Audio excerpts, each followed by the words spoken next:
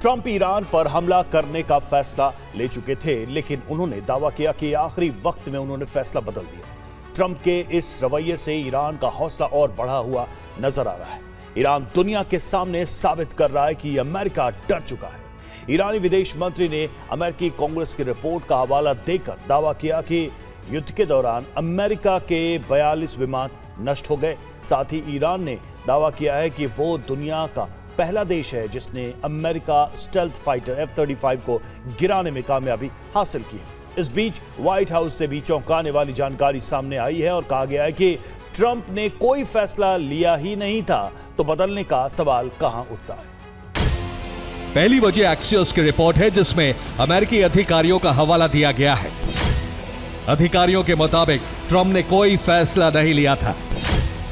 Trump सिर्फ Iran पर दबाव बनाने के लिए बयान दे रहे हैं।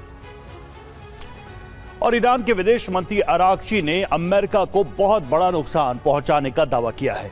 अरागची ने दावा किया कि ईरान ने अमेरिकी F-35 फाइटर जेट को गिरा दिया था। उन्होंने ये भी कहा कि यूएस कांग्रेस की रिपोर्ट में ये जिक्र है, उसका हवाला उन्होंने दिया। ईरान का दावा है कि F-35 गिराने वाला वो पहला देश बन गया है। ईरान का दावा है कि अमेरिका को 29 दिनों में बहुत बड़ा नुकसान उठाना पड़ा।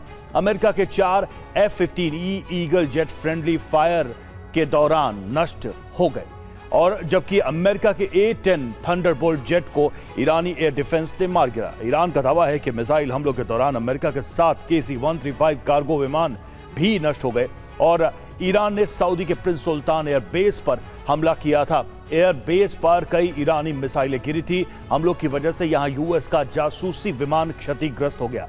हमलों में MC-130J कमांडो विमान भी जल गया। इस तरह से अमेरिका के कुल 42 ड्रोन और विमान नष्ट किए जा चुके हैं।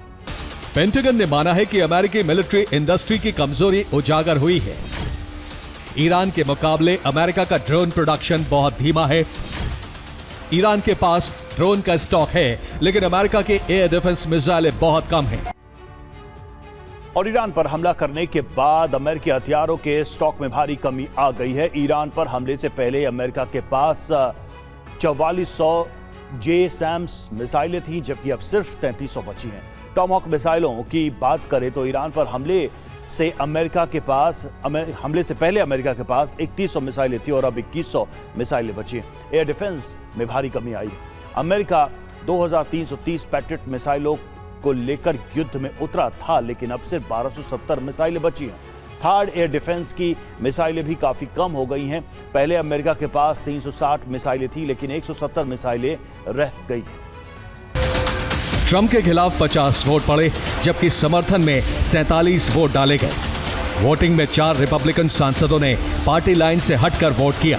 प्रस्ताव का मकसद राष्ट्रपति की सैन्य शक्तियों को सीमित करना है। प्रस्ताव पास हुआ तो ईरान युद्ध के लिए कांग्रेस की मंजूरी जरूरी होगी।